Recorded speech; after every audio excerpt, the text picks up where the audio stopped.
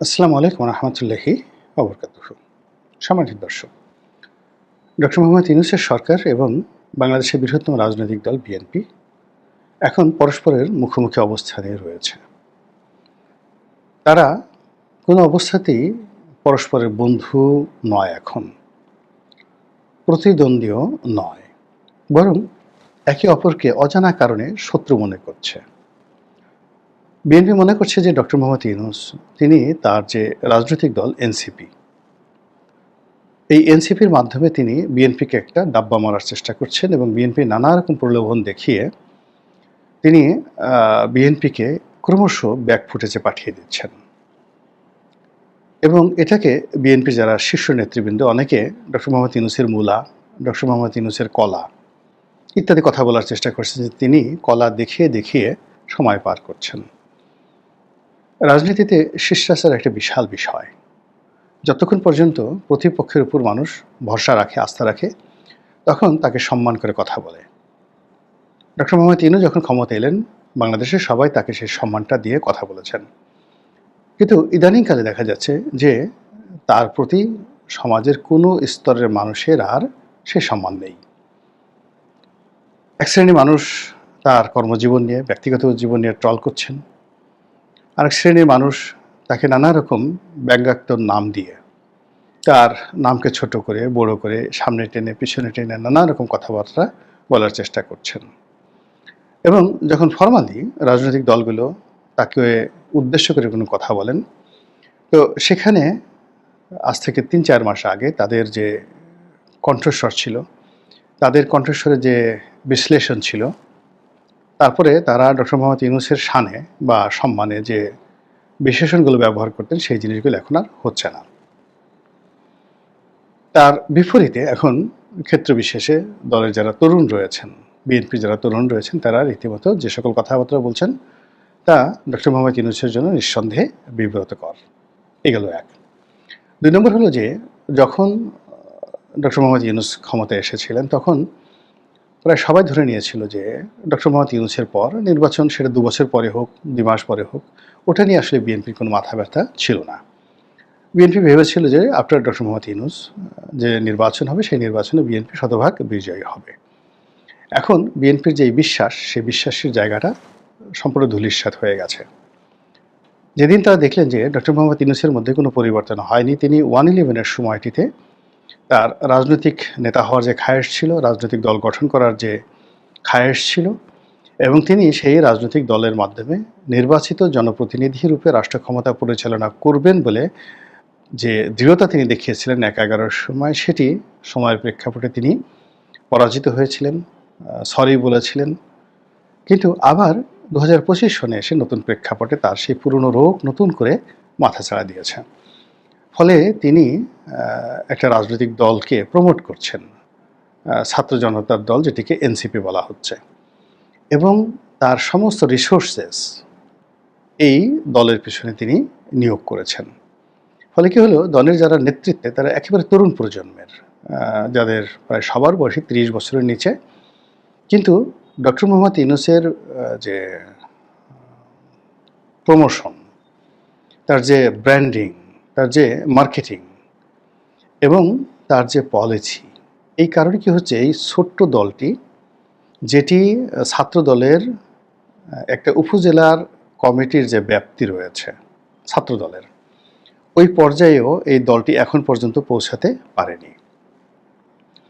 কিংবা ছাত্রদল বা যুব দলের শীর্ষ নেতা বাদ দেন, চতুর্থ স্তরের যে সকল নেতৃবৃন্দ রয়েছেন, তাদের যে পলিটিক্যাল ম্যাচুরিটি, তাদের যে স্ট্রেংথ, সেই পর্যায়ে কিন্তু যাকে বলা হয় এই ডক্টর মোহাম্মদ ইউনূসের যে নতুন দল এনসিপি, তাদের শীর্ষ নেতাদের সেই পর্যায়ে আপনি মূল্যায়ন করতে পারবেন না। এরা ইউনিক, এরা ছাত্রদল, ছাত্রলীগ, ছাত্র শিবির, এই যে গতানুগতিক রাজনীতি আছে, সেই রাজনীতির বাইরে গিয়ে একেবারে নতুন একটা ভাবমূর্তি নিয়ে তারা সামনে এসেছেন। সামনে ইউনূস, পিছনে গ্রামীণ ব্যাগ, ডান দিকে গ্রামীণ ফোন, বাম দিকে হিলারি ক্লিন্টন। এরকম একটা ভাব নিয়ে এনসিপির যারা নেতৃবৃন্দ, তারা বাংলাদেশ চষে বেড়াচ্ছেন একটা বিজয়ের দ্বারপ্রান্তে পৌঁছানোর জন্য। ফলে কি হলো, ডক্টর মোহাম্মদ ইউনূসের যে সকল ভক্ত অনুরাগী রয়েছেন, যারা মূলত সবসময় তাকে প্রমোট করেন। দেখা গেল যে মির্জা ফখরুল সাহেব যদি প্রথম আলো অফিসে যান বা ডেইলি স্টার অফিসে যান, তখন যেভাবে তাকে মূল্যায়ন করা হয় তার চেয়ে ১০০ গুণ গুরুত্ব দিয়ে আ তাকে, অর্থাৎ এই এনসিপির যিনি সভাপতি রয়েছেন মিস্টার নাহিদ, তাকে মূল্যায়ন করার চেষ্টা করে প্রথম আলো গ্রুপ। এই জিনিসটি প্রথম আলোর মধ্যে আপনি দেখবেন যে প্রথম আলো যখন কাউকে ভয় পায় তখন তাকে খুব তোয়াজ তদবির করে। আর যখন কাউকে সে ভয় পায় না, তখন সে যত বড় হোক না কেন, তাকে নিয়ে কার্টুন আঁকবে, তাকে নিয়ে তাচ্ছিল্য করবে, তাকে নিয়ে বাজে রিপোর্ট ছাপবে। এটা ওদের একটা ট্রেন্ড। এখন যেহেতু ডক্টর মোহাম্মদ ইউনূস এবং নাহিদ সাহেবকে তারা শেখ হাসিনার চেয়ে ১০০ গুণ বেশি ভয় পাচ্ছে। এর ফলে কি হলো, নাহিদ সাহেবকে দেখলে বা ওই দলের অন্য কোনো নেতাদেরকে দেখলে প্রথম আলোর যে আবেগ, সেই আবেগ গদগদ হয়ে যায়। এবং এই যে গদগদ হয়ে যাওয়া, এটা বিএনপি ভীষণ রকম অনুভব করে যে বাংলাদেশের যে মিডিয়া জগৎ, অফিস আদালত, তারপরে শেষে কোর্ট কাচারি, এরপরে ব্যবসা বাণিজ্য, সব জায়গাতেই একটা ইউনুসীয় জমানা, আই এম এ ইউনুস, এরকম একটা অবস্থা শুরু হয়ে গেছে। কোথাও গিয়ে বিএনপির ঠিক সেই ৪-৫ মাস আগে তাদের যে রমরমা অবস্থা ছিল, সেই অবস্থা নেই। এমনকি বিএনপি যে সকল নেতাকর্মী রয়েছেন, যারা ডিসি আছেন, এসপি আছেন, পুলিশের বড় কর্তা আছেন, মূলত তারা ছাত্রদলের ক্যাডার ছিলেন, তারা এখানে এসেছেন। তারা এই সময়টাতে, ইউনূসের এই জমানাতে এসে এই মে মাসের শেষ সপ্তাহতে বা জুনের এই যে এখন যে চলমান জুন, এই সময়টাতে এসে এমন বিব্রতকর অবস্থার মধ্যে পড়েছে যে তাদের অনেকের চাকরি থাকবে কিনা এটি নিয়ে তারা টেনশনে পড়ে গেছেন। ফলে কী হলো, শেখ হাসিনার জমানাতে এটা ধাক্কাধাক্কি হতো, বড় জোর ওএসডি হতেন, কিন্তু বেতনটা ঠিকমতো পেতেন, কাজ নাই কর্ম নাই, বাসায় বসে বসে বেতন দিচ্ছেন।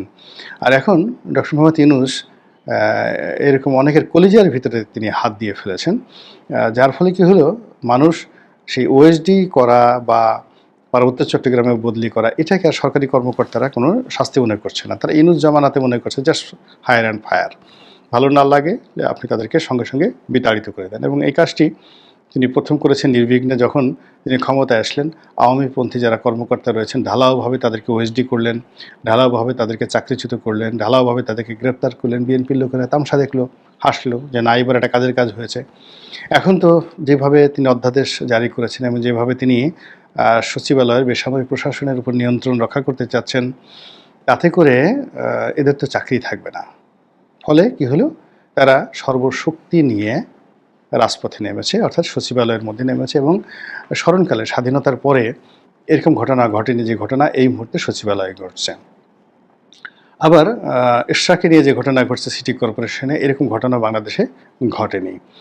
এর বাইরে কোর্ট কাছারিতেও সমস্যা হচ্ছে, ভীষণ রকম সমস্যা হচ্ছে।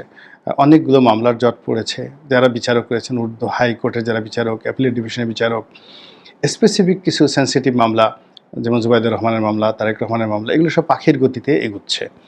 কিন্তু সাধারণ মানুষের যে মামলাগুলো, এইগুলো যে জটিলতার মধ্যে পড়েছে, জটের মধ্যে পড়েছে, যে মামলা হাইকোর্টে ১৫ দিনের মধ্যে একটা সিদ্ধান্ত পাওয়া যেত, সেটা কাস্টমস রিলেটেড হোক, ব্যবসা বাণিজ্য রিলেটেড